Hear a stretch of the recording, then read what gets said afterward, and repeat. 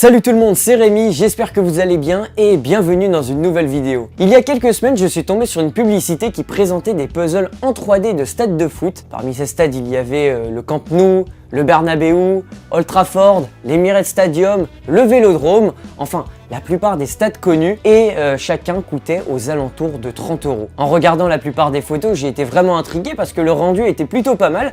J'ai donc décidé de commander le Parc des Princes sur AliExpress au prix de 18 €. Donc c'est un puzzle constitué de 111 pièces, il n'y a pas besoin de colle ni de ciseaux, il suffit simplement d'imbriquer les pièces les unes avec les autres. Bon, la boîte elle paye pas de mine, c'est juste une boîte on va dire basique avec un autocollant Parc des Princes pour différencier l'objet. C'est une boîte qui contient plusieurs planches cartonnées avec des formes prédécoupées, chacun titré d'un numéro. Ces numéros qui vont nous aider à se repérer pour bien suivre le manuel de montage, même si je trouve tout de même que le manuel n'est pas assez précis, et ça m'est arrivé à plusieurs reprises de monter des pièces et de me rendre compte à l'étape suivante que je n'avais pas fait ce qu'il fallait faire. Il faut vraiment faire attention à prendre son temps pour ne pas abîmer les pièces, parce que ça reste du carton. Personnellement, moi j'ai une pièce qui s'est déchirée.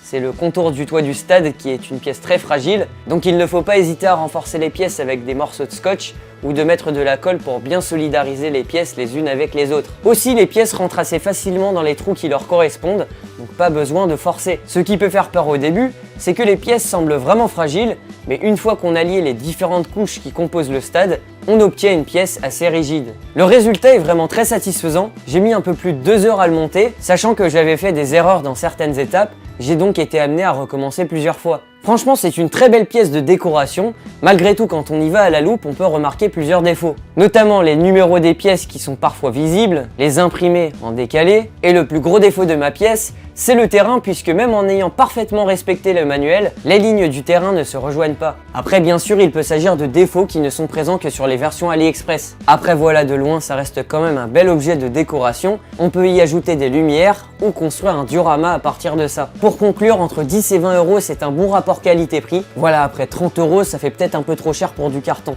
Donc voilà le résultat. L'objet est quand même assez impressionnant, sachant que on part de morceaux de carton imbriqués les uns avec les autres. Là, je suis en train de me dire qu'il pourrait très bien finir dans mon décor. Sinon, si vous souhaitez vous procurer un modèle supérieur à celui-ci, je vous conseille de vous procurer les stades miniatures Lego. Mais là, on est carrément sur une autre gamme de prix. Et pour l'instant, seuls Old Trafford et le Camp Nou sont disponibles sur le site. Il faudra attendre que votre club préféré soit partenaire Lego. Enfin voilà, j'espère que cette vidéo vous aura plu. Si cette vidéo t'a plu, n'hésite pas à mettre un petit like, de partager la vidéo, de mettre en commentaire tes conseils ou tes insultes. Par ailleurs, si vous vous êtes procuré un de ces stades miniatures, n'hésitez pas à me partager le rendu final sur les réseaux sociaux. Je serais ravi de voir ça. Voilà, j'espère que cette vidéo vous aura plu. C'était Rémi. Ciao.